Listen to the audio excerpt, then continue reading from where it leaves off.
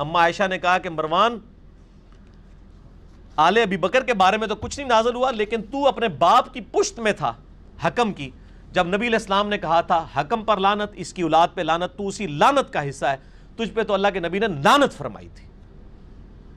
یہ سارے کے سارے طرق میں نے جمع کیے ہیں، بلکہ آپ تفسیر ابن کثیر کھول لیں اور فتح الباری کھول لیں، 4827 نمبر حدیث فتح الباری میں دیکھ لیں انٹرنیشنل نمبر کے مطابق صحیح بخاری کی، اور تفسیر ابن کثیر میں سورۃ الاحقاف 26ویں پارے کی پہلی سورت ہے، 17 نمبر آیت کھولیں، تفسیر ابن کثیر کھول دیں، یہ آپ کو دریافت نہیں کرنی پڑے گی، جس کے اوپر دل ٹھکتا ہے، بریلوی ہے، دیوبندی ہے، اہل حدیث ہے، شیعہ ہے، اپنا اپنا ترجمہ پڑھ لیں، ٹھیک ہوگا جی۔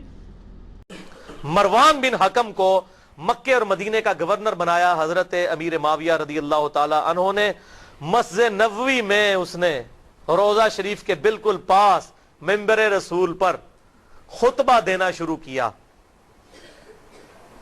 اور یہ وہ مروان ہے جو منبر رسول پر روضہ شریف کے پاس یہ لعنت کرتا تھا، علی پر لعنت، علی سے محبت کرنے والوں پر لعنت، والعیاذ باللہ تعالی۔ میں آپ کو حوالے دے چکا، اور مجھے حدیث ابھی میرے ایمان کا تقاضا ہے، ذہن میں چلتے چلتے آ گئی۔ 6229 نمبر حدیث صحیح مسلم میں، اور صحیح بخاری میں بھی 3703 نمبر حدیث ہے حضرت علی کے فضائل کے چیپٹر میں۔ اسی مروان بن حکم نے کسی کو وہاں پر نامزد کیا، تو اس نے حضرت سال ابن سعد السعدی کو بلایا، حضرت علی کے فضائل کے چیپٹر میں، بخاری مسلم دونوں میں یہ حدیث ہے، اور کہا کہ آپ منبر پر آ کر ایک دفعہ مولا علی پر لعنت بھیجیں، لعنت کے الفاظ ہیں مسلم میں۔ تو سال ابن سعد السعدی جو پہلے 10 مسلمانوں میں سے تھے، انہوں نے کہا کہ میں حضرت علی پہ لعنت کروں ممبر پہ آ کے؟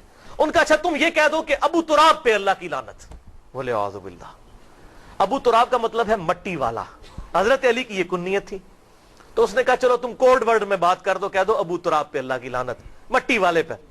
اور یہ حقارت سے بنو امیہ ابو تراب کہتے تھے۔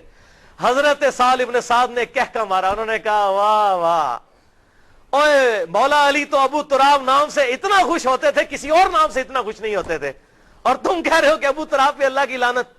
پھر وہ ذرا ٹھنڈے پڑے، انہوں نے کہا میں کبھی بھی مولا علی کو گالی نہیں نکالوں گا۔ انہوں نے کہا اچھا بتائیے ابو تراب نام کیسے پڑا حضرت علی کا؟ انہوں نے کہا سنو پھر۔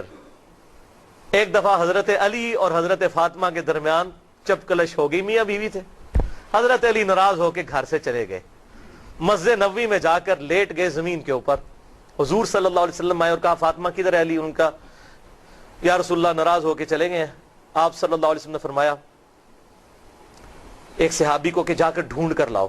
وہ ڈھونڈنے گئے تو حضرت علی لیٹے ہوئے تھے، حضور کو آ کے بتایا، حضور خود تشریف لے گئے۔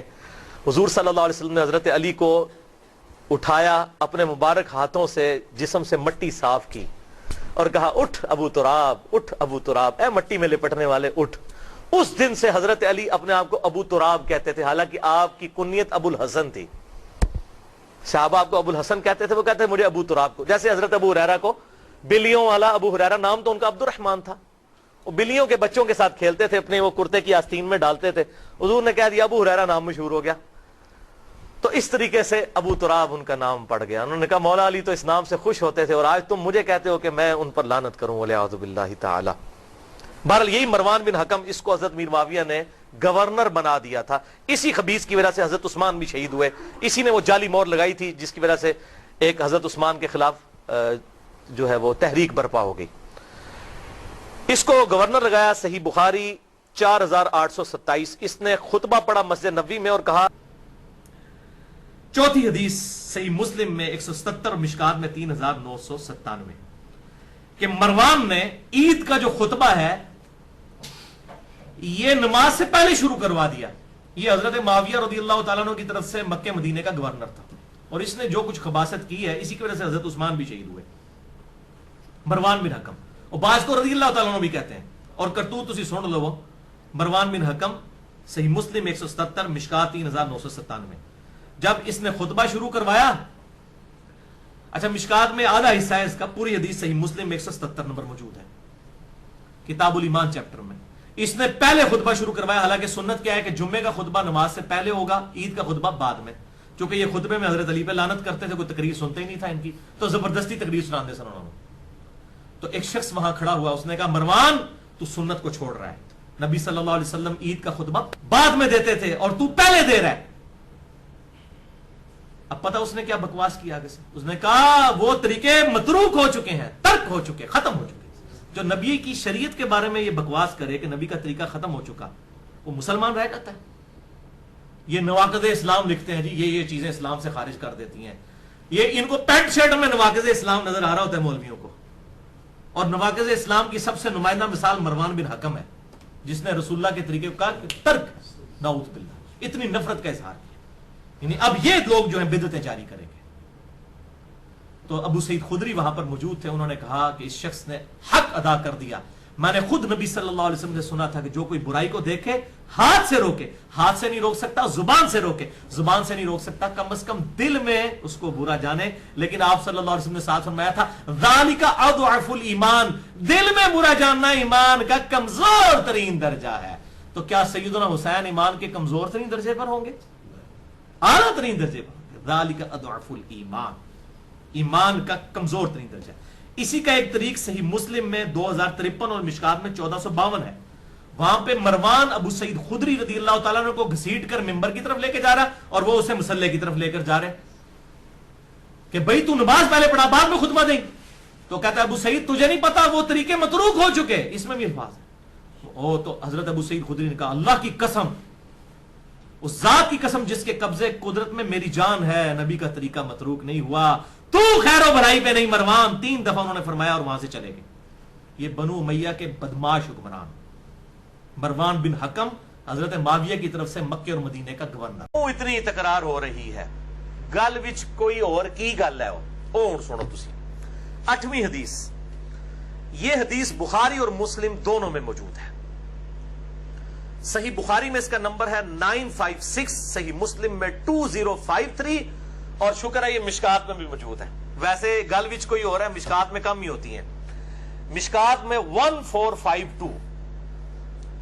یہ دکھا دینی ذرا ان کو. میں نے جو ہے یہ آج قیام اللیل کرنے سے پہلے اس کو نشان لگا لیا تھا. یہ جناب نمبر دکھا دیں ان کو، یہ پیج بھی ہائی لائٹ کر دیں. مشکات المصابیح میں انٹرنیشنل نمبرنگ کے مطابق 1452 ہے. بخاری مسلم دونوں میں موجود ہے. یہ انڈر لائن بھی میں نے کیے ہیں کچھ الفاظ. میں اس حدیث کو بریف کرتا ہوں، پہلے آپ اس کو دیکھ لیجئے. اسی طریقے سے کیمرے میں بھی آ جائے گا تاکہ بعد میں سمجھانا مجھے آسان ہو جائے گا کہ یہ بدعت کس نے شروع کی کہ اس نے جمعے کی نماز کی طرز کے اوپر خطبہ جو ہے وہ تقریر جو ہے وہ نماز سے پہلے شروع کروا دی. وہ اب آپ سن لیے. ابو سعید خدری رضی اللہ تعالیٰ عنہ کہتے ہیں اسی حدیث میں، بخاری مسلم دونوں میں، مشکات 1452، کہ عید الفطر اور عید الاضحیٰ کے لیے جب نبی صلی اللہ علیہ وآلہ وسلم تشریف لے جاتے تو پہلے نماز پڑھتے، پھر کھڑے ہو کر خطبہ دیتے اور لوگوں کو اپنی طرف متوجہ کرتے، اور پھر کوئی لشکر بھیجنا ہوتا تو بھیجتے، پھر صدقے کی ترغیب دلاتے. خواتین سب سے زیادہ صدقہ اور خیرات کیا کرتی تھی. اور پھر آپ صلی اللہ علیہ وآلہ وسلم گھر تشریف لے جاتے، اور یہ معمول ایسے ہی رہا حتیٰ کہ مروان بن حکم کا دور آ گیا. مروان بن حکم اسی مدینہ شریف میں جہاں ابو سعید خدری رہتے تھے، یہ مکے اور مدینے یعنی حجاز کا گورنر بنایا گیا تھا حضرت معاویہ کی طرف سے رضی اللہ تعالیٰ عنہ. وہ کہتے ہیں جب مروان گورنر بنا، ان کا جب زمانہ آ گیا تو ابو سعید خدری کہتے ہیں ظاہر ہے کہ وہ حاکم وقت نہیں، گورنر وقت نہیں نماز پڑھانی ہوتی تھی. وہ کہتے ہیں کہ مروان کی کمر پر ہاتھ رکھ کر میں نماز عید کے لیے آیا. یعنی بوڑھے ہو چکے تھے ابو سعید خدری، اور یہ 74 ہجری میں فوت ہوئے ہیں. حضور کے بعد 63 سال تک زندہ رہے ابو سعید خدری، اور کثرت سے جو 7 صحابہ احادیث روایت کرنے والے ہیں ان میں ابو سعید خدری بھی شامل ہے. کہتے ہیں میں بوڑھا ہو چکا تھا، میں مروان بن حکم کی کمر پر ہاتھ رکھ کر نماز عید کے لیے روانہ ہوا. حتیٰ کہ ہم عیدگاہ پہنچے تو کہتے ہیں میں نے دیکھا کہ کثیر ابن الصلت نے گارے اور اینٹوں کا ممبر تیار کر رکھا ہے. پہلی بدعت، ممبر تیار کیا. اصل میں انہوں نے کتے دے مول نہیں سی کوئی پوچھتا. مولا علی تے گالا نہیں کٹتے سن ممبر ہوتے.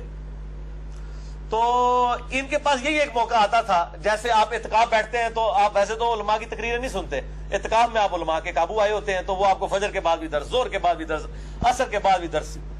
تو وہ آپ جی مصیبت میں ڈال دیتے ہیں. پھر رات کو قیام میں کوئی اور کھڑا ہو نہ ہو, لیکن اعتکاف والوں سے سارے ایکسپیکٹ کر رہے ہوتے ہیں کہ انہوں نے راتی کھلونا چاہیے, یہ یعنی لوہے دے بڑے ہوئے نے دیہڑی درس دے اندر راتی انہوں نے قیام کھلا دیندے نے. اس طریقے سے ان کو تو کوئی پوچھتا ہی نہیں تھا, تو انہوں نے اسپیشل ان کے لیے تو بڑا ایک عید کا دن اس اعتبار ہوتا ہے, چلو ان لوگ زبردستی ساری گالتے سنیں گے. لیکن مسئلہ کیا تھا کہ عید کی جو تقریر ہے وہ نماز کے بعد ہوتی ہے, لوگ نماز پڑھ کے کھسک جاتے تھے, جس طرح ابھی بھی لوگ چلے جاتے ہیں. ظاہر ہے کہ وہ تقریر سننا کو واجب تو نہیں ہے نا, اور یہ تقریروں کے اندر کہتے تھے علی پر لعنت, علی سے محبت کرنے والوں پہ لعنت, ابن زبیر پہ لعنت, ابن زبیر سے محبت کرنے والوں پر لعنت, نعوذ باللہ من ذالک. یہ بنو امیہ کے لوگ, ان کی تقریر کسی موئے سننی سی کسی نے, تو انہوں نے کیا پائی یہ کام کر رہے ہیں کہ تقریر انہیں بعد ہی نہیں سننی, اسی پہلے ہی کر لینا ہے تقریر. تو انہوں نے یہ سنت ہی بدل دی کہ عید کی نماز کے بعد والی تقریر کو پہلے لے آئی. جو میں اتنی حدیثیں بخاری مسلم سے پہلے بتا رہا ہوں کہ صحابہ ترتیب بتا رہے ہیں, پہلے تقریر ہوتی تھی اور جو ہے وہ بعد میں نماز ہوتی تھی, اور پہلے نماز ہوتی تھی اور بعد میں تقریر کیوں یہ شروع ہو گئی, وہ کیا یہ اصل مسئلہ ہے. یہ حدیث بخاری مسلم کی آگے چلتی ہے. مروان کی کمر پر ہاتھ رکھ کر میں عیدگاہ پہنچا تو میرے سے پہلے ہی کثیر ابن سلط نے گارے اور اینٹوں کا ممبر تیار کر رکھا تھا. مروان مجھے اپنا ہاتھ کھینچ کھینچ کر ممبر کی طرف لے کے جا رہا تھا. ابو سعید خدری کو, یہ بوڑھے ہو چکے تھے, یہ بیچارے سہارے سے آئے مروان کے, اور مروان بھی بزرگوں کو ساتھ لے کے آئے کہ لوگ کہیں کہ جناب یعنی کہ یہ بھی ساڑھے نال نے. لیکن آج بھی وہ لوگ بزرگ لوگوں کو مہمان خصوصی بنا دیتے ہیں نا, تاکہ ان کی جو چیزیں پیچھے چھپ جائیں. اسی لیے تو حضرت حسین کے اوپر تلوار رکھی جا رہی تھی کہ آپ بیعت کریں, کہ بس حسین نے بیعت کر لی, باقی کوئی نہ بھی کرے خیر ہے. لیکن حسین بھی ڈٹا رہا, انہوں پتا سی کہ میں بیعت کر لی تو آل امیہ اور آل عباس کی بدماش جو ملوکیت ہے یہ دین کا حصہ بن جائے گی. سیدنا حسین کا سٹیٹس باقی صحابہ والا ہے ہی نہیں تھا, وہ کمپرومائز کر لیتے بیڑا غرق ہو جاتا. باقی سارے صحابہ کا بیعت کرنا کوئی معنی نہیں رکھتا تھا جب تک سیدنا حسین بیعت نہ کرے آن دا بہاف آف پروفٹ. وہ نبی صلی اللہ علیہ وسلم کی اولاد میں سے تھے, اہل بیت میں سے تھے. تو یہاں پہ بھی ابو سعید خدری کہتے ہیں وہ مجھے کھینچ رہا تھا ممبر کی طرف. اب وہ بیچارے بوڑھے ہو چکے ہوئے تھے, وہ بیچارے پہلے ہی سہارے کے ساتھ آئے ہیں, اور وہ اب ان کو پکڑ پکڑ کے گھسیٹ رہے ہیں, اور کہتے ہیں کہ میں مروان کو جو ہے مسلح کی طرف کھینچ رہا تھا. اندازہ کریں, یعنی یہ آل امیہ ورسز صحابہ اکرام. ایک کہتے ہیں نہیں یہ صحابہ دے گستاخ نے, وہ صحابہ دے گستاخ ہے ہی آل امیہ.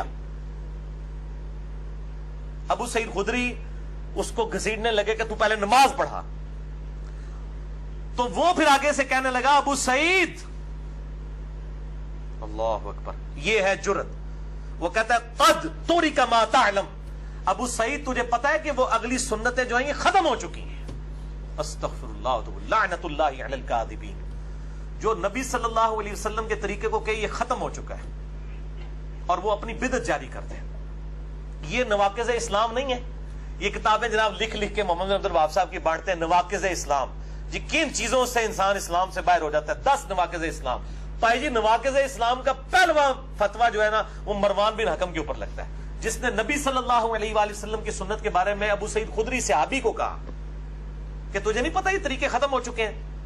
اچھا اب وہ صحابی خاموش نہیں ہوئے ہیں ابو سعید خدری, انہوں نے کہا ہرگز نہیں, اس ذات کی قسم جس کے قبضہ قدرت میں میری جان ہے. یعنی میں بوڑھا ہو چکا ہوں, مجھے پتا ہے تجھے مروا چڑھ دو بندے نو, میری جان اس کے اللہ کے قبضے میں ہے. مجھے اس اللہ کی قسم کہ اے مروان تو خیر و بھلائی پر نہیں ہے. یہ بات آپ رضی اللہ تعالیٰ عنہ 3 بار آپ نے ریپیٹ کی, اور غصے سے ممبر سے دور چلے گئے. یعنی ممبر تک پھر اس کے ساتھ نہیں گئے کہ تو نے جو بدعت کرنی ہے اکیلے کر, منو ممانے خصوصی بنا کے نہ کر. اور وہ اتنے بوڑھے ہو کر بھی وہ سہارا سے لے کے آئے ہوئے تھے, لیکن انہوں نے پھر وہ سہارا بھی نہیں لیا کہ میری وجہ سے کہیں انڈورس نہ ہو جائے آل امیہ کہ جی ابو سعید خدری بھی تو ساتھ کھڑے ہیں, تو وہ بھی تو صحابی ہے نا. تو انہوں نے انڈورس کر دیا کہ مروان کا عمل یہ صحیح ہے. اور یہ مروان بھی خود نہیں ہے, یہ حضرت معاویہ کا گورنر ہے حجاز کا. آپ اندازہ کریں, بولے اعوذ باللہ تعالی. تو یہ آج کل مطلب فتاوی کمیٹی علماء عرب کی اور نواقض اسلام اور یہ سب کچھ سعودی عرب والے نکال رہے ہیں. یہ نواقض اسلام میں مروان بن حکم کو بھی ڈالے نا, پھر پتہ چلے گا. یہ میرے بھائیو حدیث جو اس حدیث میں آتا ہے کہ مروان بن حکم کو حضرت معاویہ رضی اللہ تعالیٰ عنہ نے جب حجاز کا مکہ مدینے کا گورنر بنا کے بھیجا تو اس کی ڈیوٹی لگائی کہ وہ حضرت معاویہ کے بیٹے یزید کے لیے لوگوں کی بیعت لیں ان کی اپنی زندگی میں. یہاں پبلک کو جھوٹ بتایا گیا کہ نہیں وہ تو خود بخود ہی بن گیا تھا. تو مروان جو مکہ مدینے کا گورنر تھا اس نے خطبہ دیا، اور خطبے کے دوران اس نے یزید بن معاویہ کا ذکر کرنا شروع کیا تاکہ اس کے باپ کے بعد اس کی بیعت کی جائے۔ اب سامنے صحابہ بیٹھے ہوئے تھے، یہاں پہ بھی آپ کو پتہ ہے نا حکمرانوں کے جو یعنی آگے لوگ ہوتے ہیں وہ کہتے ہیں جی وہ ہمارے لیڈر نے سوچا ہے کہ امت کے وسیع تر مفاد میں یہ کام کر دیا جائے۔ تو مروان نے بھی کہا کہ امیر المومنین معاویہ ابن ابی سفیان رضی اللہ تعالیٰ عنہ کو اللہ تعالیٰ نے یہ بات سجھائی ہے، وہ امت کے وسیع تر مفاد میں چاہتے ہیں کہ وہ اپنے بیٹے کو اپنے بعد نامزد کر دیں۔ اور ساتھ ایک جملہ بولا جو بخاری میں نہیں ہے لیکن باقی حدیث کی کتابوں میں ہے۔ وہ جملہ یہ بولا جیسا کہ ابو بکر نے بھی تو عمر کو بنایا تھا۔ اب عمر کوئی بیٹا تھا ابو بکر کا؟ ابو بکر کے تو بیٹے جوان تھے، محمد بن ابی بکر، عبد الرحمن بن ابی بکر۔ عمر کے بیٹے جوان تھے، انہوں نے اپنے بیٹوں کو نہیں بنایا۔ اب سامنے حضرت ابو بکر کا بیٹا بیٹھا ہوا تھا، سیدہ عائشہ کا بھائی عبد الرحمن بن ابی بکر۔ حضرت عبد الرحمن بن ابی بکر نے مروان کی جب یہ بات سنی تو کچھ کہا۔ امام بخاری نے وہ الفاظ نہیں نقل کیے کہ کیا کہا، لیکن گل کوئی چوبے والی کیتی ہے، ایسی کیتی ہے جیڑی وہ کہنے چوب گئی اگلے بندے نو، لیکن وہ بات باقی حدیث کی کتابوں میں آئی ہے۔ اور انہوں نے ترجمہ کرنے والے نے بڑی انصاف کیا، اس نے بریکٹ میں لکھ دیا کہ وہ بات کیا تھی۔ یعنی اپنے لڑکوں کو جانشین کرنا تو کیسر و کسرا کی سنت ہے، نبی کا طریقہ نہیں ہے۔ یعنی یہ وہ رومن اور پرشین امپائر کے بادشاہوں کا طریقہ ہے کہ وہ اپنے بچوں کو اپنے بعد خلیفہ نامزد کرتے ہیں، نبی اور خلفاء کا یہ طریقہ نہیں جو تو کہہ رہا ہے کہ وہ امت کے وسیع تر مفاد میں کرنا چاہتے ہیں۔ سیدھی طرح کہو کہ تم لوگ کیسر و کسرا کی بدعت کو زندہ کرنا چاہتے ہو۔ اور یہ الفاظ جو ہے نا، یہ حدیث جو ہے صحیح بخاری کی 4827 تفسیر ابن کثیر میں موجود ہے، سورۃ الاحقاف کی آیت نمبر 17 میں 17 نمبر میں۔ فتح الباری میں ابن حجر اسقلانی نے یہ ساری باتیں نقل کی ہیں، جو سب سے بیسٹ شرح ہے صحیح بخاری کی، ابن حجر اسقلانی المتوفی 852 ہجری۔ المستدرک للحاکم میں موجود ہے، سنن نسائی الکبریٰ کے اندر موجود ہے، ساری کتابوں کے اندر یہ موجود ہے۔ 5B ریسرچ پیپر میں نے سارے کے طرق جمع کر دیے، سارے کے سارے وہ آپ پڑھ سکتے ہیں۔ بہرحال جب یہ بات کی تو مروان کو غصہ آیا، اس نے کہا پکڑو عبد الرحمن بن ابی بکر کو۔ عبد الرحمن بن ابی بکر ام المومنین سیدہ عائشہ کے گھر میں داخل ہوئے، وہ حجرے میں یعنی وہ مسجد نبوی میں یہ خطبہ دے رہا تھا نا، تو وہ ساتھ ہی حجرہ ہے عائشہ تھا، اس میں داخل ہو گئے اپنے بہن کے حجرے میں اور اپنی جان بچا لی۔ تو مروان کو غصہ تھا، اس نے باہر سے کہا کہ اے ابو بکر کے بیٹے، تو وہی ہے نا جس کے بارے میں سورۃ الاحقاف کی آیت نمبر 17 نازل ہوئی ہے؟ نعوذ باللہ، کہ یہ شخص کہتا ہے اپنے ماں باپ کو کہ اف ہے تم پر کہ تم مجھے یہ کہتے ہو کہ مرنے کے بعد دوبارہ زندہ کیا جائے گا۔ یہ تو سب جھوٹی کہانیاں ہیں۔ سورۃ الاحقاف آیت نمبر 17 پڑھ کے حضرت ابو بکر کے بیٹے پہ لگا دی کہ تیرے بارے میں قرآن میں نازل ہوئی ہے کہ تو آخرت کا منکر ہے۔ نعوذ باللہ من ذالک۔ اب آپ کو پتہ چل گیا کہ صحابہ کے گستاخ کون ہیں؟ آل امیہ کے وفادار لوگ، اور ان کے لیے کوئی نہیں ہے کہ صحابی چاہے وہ علی ہو سامنے، چاہے ابو بکر ہو، چاہے عمر ہو، ساروں کی آپ توہین اس میں سن چکے ہیں ابھی تک، ٹھیک ہے؟ اسی لیے میں اہل سنت کو بھی کہتا ہوں کہ خدا کے لیے حق چار یار تک ہی رہو، تو اپنی عزت بھی بچاؤ گے، اپنا عقیدہ بھی بچا لو گے۔ حضرت عائشہ کو غصہ آیا، انہوں نے اندر سے کہا اسکت، خاموش ہو جا۔ ابو بکر کے گھر والوں کے بارے میں کوئی آیت نازل نہیں ہوئی سوائے میری برات جو سورہ نور میں نازل ہوئی تھی، جو تہمت لگی تھی، اور جو باقی کتابوں میں المستدرک للحاکم میں، سنن نسائی الکبریٰ میں، فتح الباری میں، تفسیر ابن کثیر میں آگے الفاظ ہیں۔ اما عائشہ نے کہا کہ مروان، آل ابی بکر کے بارے میں تو کچھ نہیں نازل ہوا، لیکن تو اپنے باپ کی پشت میں تھا، حکم کی، جب نبی علیہ السلام نے کہا تھا حکم پر لعنت، اس کی اولاد پہ لعنت، تو اسی لعنت کا حصہ ہے، تجھ پہ تو اللہ کے نبی نے لعنت فرمائی تھی۔ یہ سارے کے سارے طرق میں نے جمع کیے ہیں، بلکہ آپ تفسیر ابن کثیر کھول لیں اور فتح الباری کھول لیں، 4827 نمبر حدیث فتح الباری میں دیکھ لیں انٹرنیشنل نمبر کے مطابق صحیح بخاری کی، اور تفسیر ابن کثیر میں سورۃ الاحقاف 26ویں پارے کی پہلی سورت ہے، 17 نمبر آیت کھولیں، تفسیر ابن کثیر کھول دیں، یہ آپ کو دریافت نہیں کرنی پڑے گی۔ جس کے اوپر دل ٹھکتا ہے، بریلوی ہے، دیوبندی ہے، اہل حدیث ہے، شیعہ ہے، اپنا اپنا ترجمہ پڑھ لیں، ٹھیک ہوگا جی؟ هديناه السبيل إما شاكرا وإما كفورا۔ بے شک ہم نے اسے راستہ دکھا دیا ہے، اب چاہے تو شکر گزاری کی روش اختیار کرے، خواہ ناشکری کی.